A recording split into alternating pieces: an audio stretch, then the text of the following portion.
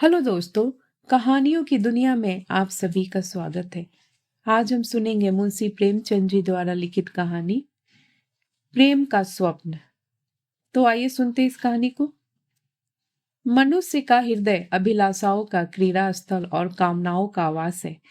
कोई समय वह था जबकि माधवी माता के अंक में खेलती थी। उस समय हृदय अभिलाषा और चेष्टहीन था, किंतु जब मिट्टी के घरौंदे बनाने लगी, उस समय मन में यह इच्छा उत्पन्न हुई कि मैं भी अपनी गुड़िया का विवाह करूंगी। सब लड़कियां अपनी गुड़िया का विवाह कर रही हैं। क्या मेरी गुड़िया कंवारी रहेगी? मैं अपनी गुड़िया के लिए गहने बनवाऊंगी, उसे वस्त्र पहनाऊंगी, उसका विवाह रचाऊंगी। इस इच्छा ने उसे कई मास तक रुलाया, पर गुड़ियों के भाग में विवाह न बंधा था। एक दिन मेघ घिर आया और मूसलाधार पानी बरसा। घरौंदा वृष्टि में बह गया और गुड़ियों के विवाह की अभिलाषा अपूर्ण हो रह गई। कुछ काल और बीता। वह माता के संग बिरजन के आने जाने लगी। उसकी मीठी मीठी बातें सुनती और प्रसन्न होती, उसके थाल में खाती और उसकी गोद में सोती।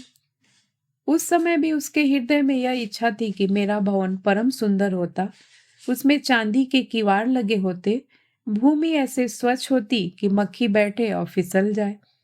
मैं बिरजन को अपने घर ले जाती, वहां अच्छे अच्छे पकवान बनाती और खिलाती, उत्तम पलंग पर सुलाती और भली भांति उसकी सेवा करती। यह इच्छा बरसों तक हृदय में चुटकियां लेती रही, किंतु उसी घरौंदे की भांति यह घर भी ढह गया और आशाएं निराशा में परिवर्तित हो गई। कुछ काल और बीता। जीवन काल का उदय हुआ। विरजन ने उसके चित्त पर प्रताप चंद्र का चित्त खींचना आरंभ किया। उन दिनों इस चर्चा के अतिरिक्त उसे कोई बात अच्छी न लगती थी। निदान उसके हृदय में प्रताप चंद की चेरी बनने की इच्छा उत्पन्न हुई। परे परे हृदय से बातें किया करती, रात्रि में जागरण करके मन का मोदक खाती। इन विचारों से चित्त पर एक उन्माद सा छा जाता, किंतु प्रताप चंद इसी बीच में गुप्त हो गए और उसी मिट्टी के घरौंदे की भांति ये हवाई किले ढह गए। आशा के स्थान पर हृदय में शोक रह गया। अब निराशा ने उसके हृदय में आशा ही शेष न रखा। वह देवताओं की उपासना करने लगी, व्रत रखने लगी और प्रताप चंद्र पर समय की कुदृष्टि न पड़ने पाए, इस प्रकार अपने जीवन के कई वर्ष उसने तपस्विनी बनकर व्यतीत किए। कल्पित प्रेम के उल्लास में चूर होती, किंतु आज तपस्विनी का व्रत टूट गया। मन में नूतन अभिलाषाओं ने सिर उठाया। 10 वर्ष की तपस्या एक क्षण में भंग हो गई। क्या यह इच्छा भी उसी मिट्टी के घरौंदे की भांति पददलित हो जाएगी? आज जब से माधवी ने बालाजी की आरती उतारी है, उसके आंसू नहीं रुके। सारा दिन बीत गया, एक एक करके तार निकलने लगे।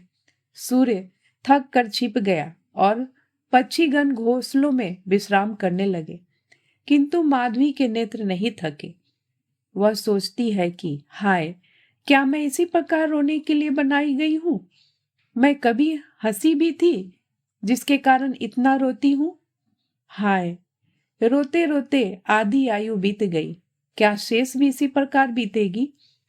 क्या मेरे जीवन में एक दिन भी ऐसा ना आएगा जिसे स्मरण करके संतोष हो कि मैंने भी कभी सुदिन देखे थे? आज के पहले माधवी कभी ऐसे नैराश्य पीड़ित और छिन्न हृदयता नहीं हुई थी। वह अपने कल्पित प्रेम से निमग्न थी। आज उसके हृदय में नवीन अभिलाषाएं उत्पन्न हुई है। अश्रु उन्हीं को प्रेरित है। जो हृदय 16 वर्ष तक आशाओं का आवास रहा हो, वही इस समय माधवी की भावनाओं का अनुमान कर सकता है। सुवामा के हृदय में नवीन इच्छाओं ने सिर उठाया है। जब तक बालजी को न देखा था, तब तक उसकी सबसे बड़ी अभिलाषा यह थी कि वह उन्हें आंखें भर कर देखती और हृदय शीतल कर लेती। आज जब आंखें भर देख लिया तो कुछ और देखने की इच्छा उत्पन्न हुई। शोक वह इच्छा उत्पन्न हुई माधवी के घरौंदे की भांति मिट्टी में मिल जाने के लिए। आज सुवामा, बिरजन और बालाजी में सायंकाल तक बातें होती रही। बालाजी ने अपने अनुभवों का वर्णन किया। सुआमा ने अपनी राम कहानी सुनाई और विरजन ने कहा, थोड़ा किंतु सुना बहुत। मुंशी संजीव लाल के संन्यास का समाचार पाकर दोनों रोई। जब दीपक जलने का समय हुआ तो बालाजी गंगा की ओर संध्या करने चले और स्वामा भोजन बनाने बैठी। आज बहुत दिनों के पश्चात स्वामा मन लगाकर भोजन बना रही थी। दोनों बात करने लगी। स्वामा, बेटी, मेरी यह हार्दिक अभिलाषा थी कि मेरा लड़का संसार में प्रतिष्ठित हो और ईश्वर ने मेरी लालसा पूरी कर दी। प्रताप ने पिता और कुल का नाम उज्जवल कर दिया।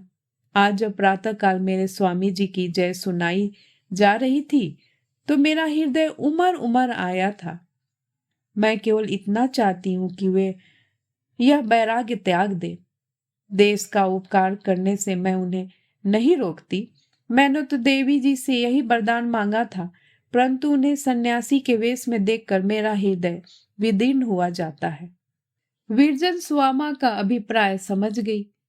बोली, चाची, यह बात तो मेरे चित्त में पहले ही से जमी हुई है। अवसर पाते ही अवश्य छेड़ूंगी। स्वामा, अवसर तो कदाचित ही मिले, इसका कौन ठिकाना। अभी भी वे आए, कहीं चल दे। सुनती हूँ सोटा हाथ में लिए अकेले वनों में घूमते हैं। मुझसे अब बेचारी माधवी की दशा नहीं देखी जाती। उसे देखती हूँ तो जैसे कोई मेरे हृदय को मसोसने लगता है। मैंने बहुत तेरी स्त्रियां देखी और अनेक का वृतांत पुस्तकों में पढ़ा, किंतु ऐसा प्रेम कहीं नहीं देखा। बेचारी ने आधी आयु रो रो कर काट दी और कभी मुख न मैला किया। मैंने कभी उसे रोते नहीं देखा, परंतु रोने वाले नेत्र और हंसने वाले मुख छिपे नहीं रहते। मुझे ऐसी ही पुत्र वधू की लालसा थी, सो भी ईश्वर ने पूर्ण कर दी। तुमसे सत्य कहती हूँ, मैं उसे पुत्र बहु समझती हूँ, आज से नहीं बरसों से। ब्रिजरानी, आज उसे सारे दिन रोते ही बीता, बहुत उदास दिखाई देती है। स्वामा, तो आज ही उसकी चर्चा छेड़ो, ऐसा न हो कि कल किसी और प्रस्थान कर दे, तो फिर एक युग प्रतीक्षा करनी पड़ेगी। ब्रिजरानी सोचकर, चर्चा करने को तो मैं करूं, किंतु माधवी स्वयं जिस उत्तमता के साथ यह कार्य कर सकती है कोई दूसरा नहीं कर सकता। स्वामा, वह बेचारी मुख से क्या कहेगी। ब्रिजरानी, उसके नेत्र सारी कथा कह देगी। स्वामा, लल्लू अपने मन में क्या कहेंगे। ब्रिजरानी, कहेंगे क्या, यह तुम्हारा भ्रम है जो तुम उसे कुंवारी समझ रही हो। वह प्रताप चंद की पत्नी बन चुकी, ईश्वर के यहाँ उसका विवाह उनसे हो चुका। यदि ऐसा न होता तो क्या जगत में पुरुष न थे। माधवी जैसी स्त्री को कौन नेत्रों में स्थान न देगा। उसने अपना आधा यौवन व्यर्थ रो रो कर बिताया है। उसने आज तक ध्यान में भी किसी अन्य पुरुष को स्थान नहीं दिया। 12 वर्ष से तपस्विनी का जीवन व्यतीत कर रही है। वह पलंग पर नहीं सोई, कोई रंगीन वस्त्र नहीं पहना, केस तक नहीं गुथाए। क्या इन व्यवहारों से नहीं सिद्ध होता कि माधवी का विवाह हो चुका। हृदय का मिलाप सच्चा विवाह है। सिंदूर का टीका, ग्रंथि बंधन और भावर, ये सब संसार के ढकोसले हैं। स्वामा, अच्छा, जैसा उचित समझो करो, मैं केवल जग हसाई से डरती हूँ। रात को 9 बजे थे। आकाश पर तारे छिटके हुए थे। माधवी वाटिका में अकेली किंतु अति दूर है। क्या कोई वहां तक पहुंच सकता है। क्या मेरी आशाएं भी इन्हीं नक्षत्रों की भांति है। इतने में बिरजन ने उसका हाथ पकड़कर हिलाया। माधवी चौंक पड़ी। बिरजन, अंधेरे में बैठी क्या कर रही हो। माधवी, कुछ नहीं, तो तारों को देख रही हूं। वे कैसे सुहाने लगते हैं, किंतु मिल नहीं सकते। विरजन के कलेजे में बर्छी सी लग गई। धीरज धरकर बोली, यह तारे गिनने का समय नहीं है। जिस अतिथि के लिए आज भोर से ही फूली नहीं समाती थी, क्या इसी प्रकार उसकी अतिथि सेवा करोगी। माधवी, मैं ऐसे अतिथि की सेवा के योग्य कब हूं। बिरजन, अच्छा, यहां से उठो तो मैं अतिथि सेवा की रीति बताऊं। दोनों भीतर आई। स्वामा भोजन बना चुकी थी। बालाजी को माता के हाथ की रसोई बहुत दिनों से प्राप्त नहीं हुई। उन्होंने बड़े प्रेम से भोजन किया। स्वामा खिलाती जाती थी और रोती जाती थी। बालाजी खा पी कर लेटे तो विरजन ने माधवी से कहा, अब यहाँ कोने में मुख बांध कर क्यों बैठी हो? माधवी, कुछ दो तो खा के सो रहूं, अब यही जी चाहता है। विरजन, माधवी ऐसी निराश न हो, क्या इतने दिनों का व्रत एक दिन में भंग कर दोगी? माधवी उठी, परंतु उसका मन बैठा जा रहा था, जैसे मेघों की काली काली घटाएं उठती है और ऐसा प्रतीत होता है कि अब जल थल एक हो जाएगा। परंतु अचानक पछुआ वायु चलने के कारण सारी घटा काई की भांति फट जाती है। इसी प्रकार इस समय माधवी की गति हो रही है। वह शुभ दिन देखने की लालसा उसके मन में बहुत दिनों से थी। कभी वह दिन भी आएगा जबकि मैं उसके दर्शन करूंगी और उनकी अमृतवाणी से श्रवण तृप्त करूंगी। इस दिन के ध्यान से ही उसका हृदय कैसा खिला उठता था। आज भोरी से माधवी बहुत प्रसन्न थी। उसने बड़े उत्साह से फूलों का हार गूंथा था, सैकड़ों कांटे हाथ में चुभा लिए, उन्मत्त की भांति गिर गिर पड़ती थी। यह सब हर्ष और उमंग इसलिए तो था कि आज वह शुभ दिन आ गया। आज वह दिन आ गया जिसकी ओर चिरकाल से आंखें लगी हुई थी। आनंद की भी सीमा होती है। कदाचित वह माधवी के आनंद की सीमा थी जब वह वाटिका में झूम झूम कर फूलों से आंचल भर रही थी। जिसने कभी सुख का स्वाद ही न चखा हो, उसके लिए इतना ही आनंद बहुत है। वह बेचारी इससे अधिक आनंद का भार नहीं संभाल सकती। जिन अधरों पर कभी हंसी आती ही नहीं, उनकी मुस्कान ही हंसी है। तुम ऐसे से अधिक हंसी की आशा क्यों करते हो? माधवी बालाजी की ओर, परंतु इस प्रकार नहीं जैसे एक नई नवेली बहू आशाओं से भरी हुई श्रृंगार की अपने पति के पास जाती है। वही घर था जिसे वह अपने देवता का मंदिर समझती थी। जब वह मंदिर शून्य था तब वह आकर आंसुओं के पुष्प चढ़ाती थी। आज जब देवता ने वास किया है तो वह क्यों इस प्रकार मचल मचल कर आ रही है? रात्रि भली भांति आर्द्र हो चुकी थी। सड़क पर घंटों के शब्द सुनाई दे रहे थे। माधवी दबे पांव बालाजी के कमरे के द्वार तक गई। उसका हृदय धड़क रहा था। भीतर जाने का साहस न हुआ। मानो किसी ने पैर पकड़ लिए। उल्टे पांव फिर आई और पृथ्वी पर बैठकर रोने लगी। उसके चित्त ने कहा, माधवी, यह बड़ी लज्जा की बात है। बालाजी की चेरी सही, माना कि तुझे उनसे प्रेम है, किंतु तू उसकी स्त्री नहीं है। तुझे इस समय उनका गृह में रहना उचित नहीं है। तेरा प्रेम तुझे उनकी पत्नी नहीं बना सकता। प्रेम और वस्तु है और सुहाग और वस्तु है। प्रेम चित्त की प्रवृत्ति है और ब्याह एक पवित्र धर्म है। तब माधवी को एक विवाह का स्मरण हो आया। वर ने भरी सभा में पत्नी की बाह पकड़ी थी और कहा था कि इस स्त्री को मैं अपने गृह की स्वामिनी और अपने मन की देवी समझता रहूंगा। इस सभा के लोग, आकाश, अग्नि और देवता इसके साक्षी रहे। हाँ, ये कैसे शुभ शब्द है। मुझे कभी ऐसे शब्द सुनने का मौका प्राप्त न हुआ।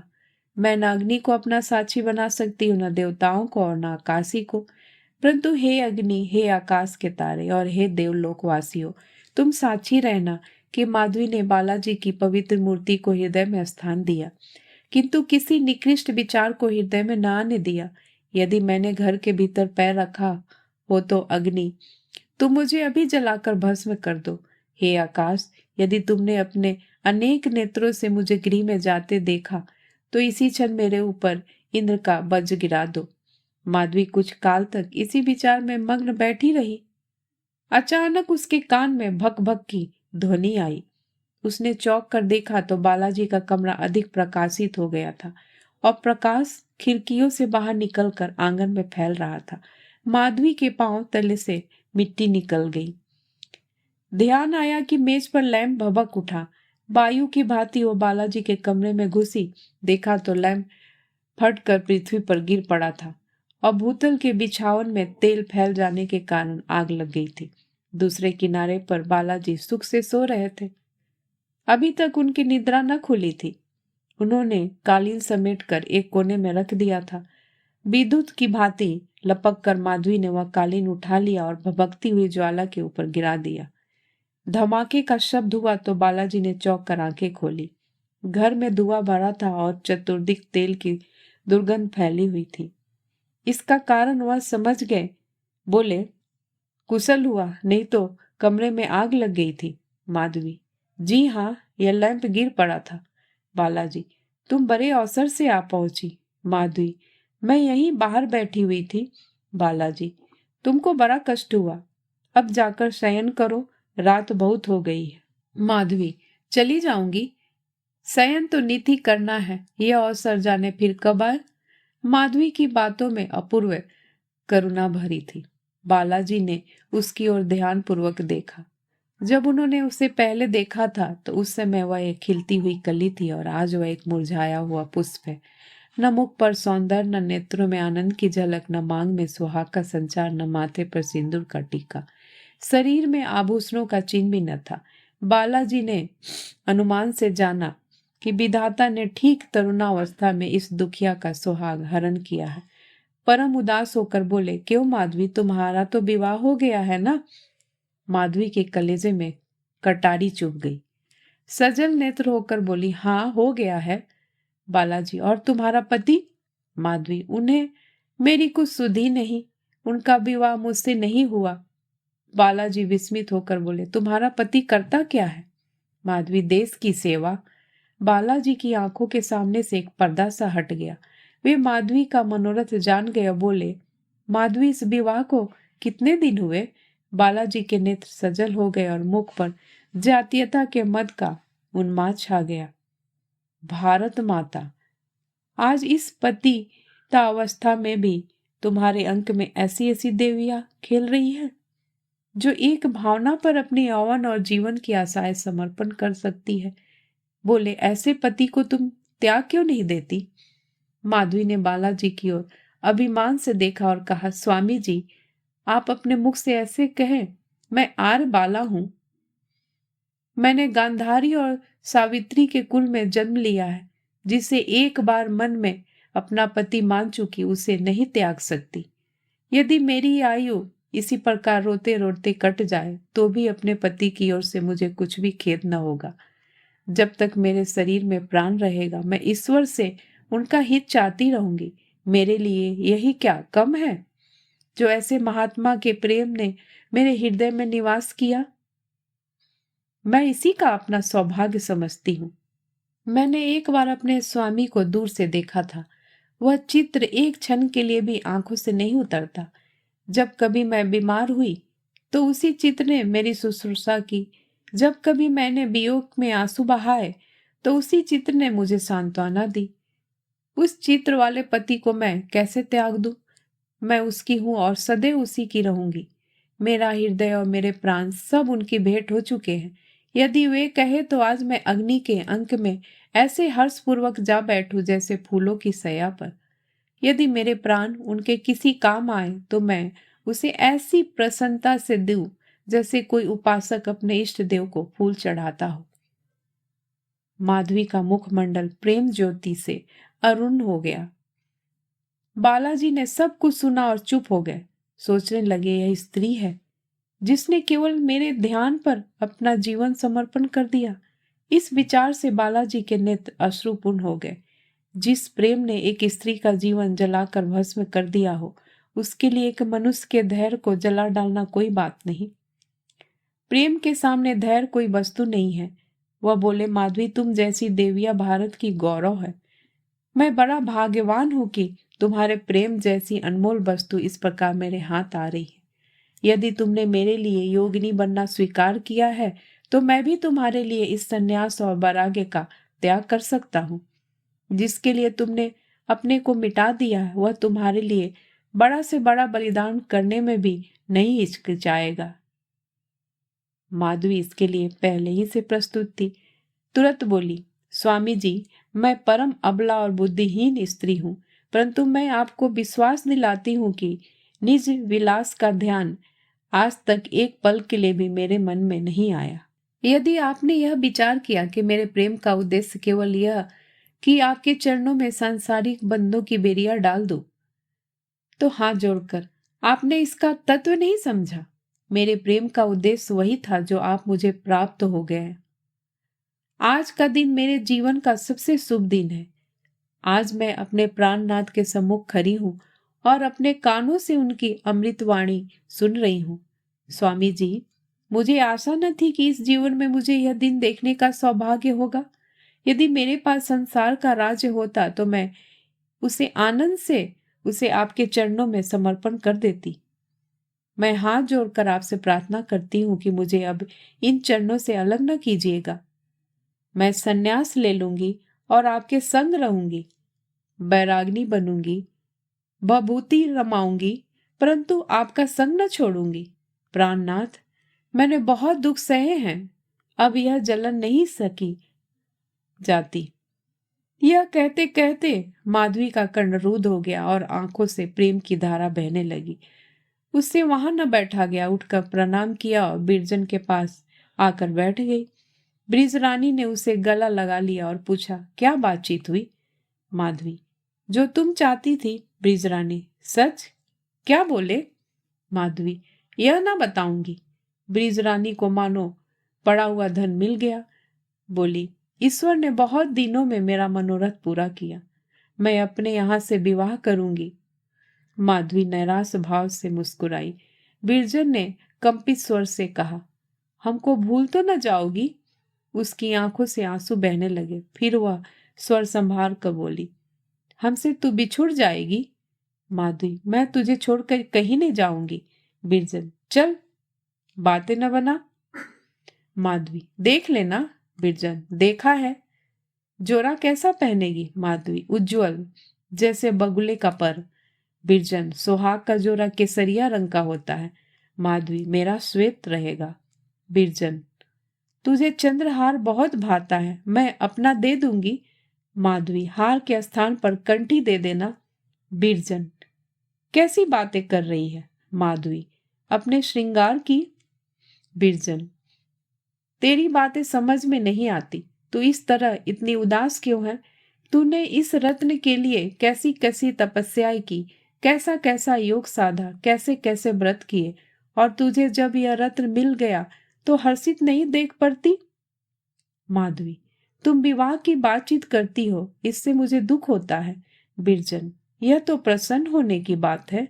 माधवी, बहन, मेरे भाग में प्रसन्नता लिखी नहीं। जो पक्षी बादलों में घोंसला बनाना चाहता है वह सर्वदा डालियों पर रहता है। मैंने निर्णय कर लिया है कि जीवन की यह शेष समय इसी प्रकार प्रेम का सपना देखने में काट दूंगी। दोस्तों, इस कहानी को सुनने के लिए आपका बहुत बहुत धन्यवाद। दोस्तों, अगर आपको ये कहानी अच्छी लगी हो तो प्लीज मेरे चैनल को लाइक एंड सब्सक्राइब करना मत भूलिएगा। मैं फिर हाजिर होंगी एक नई कहानी के साथ। तब तक के लिए नमस्कार।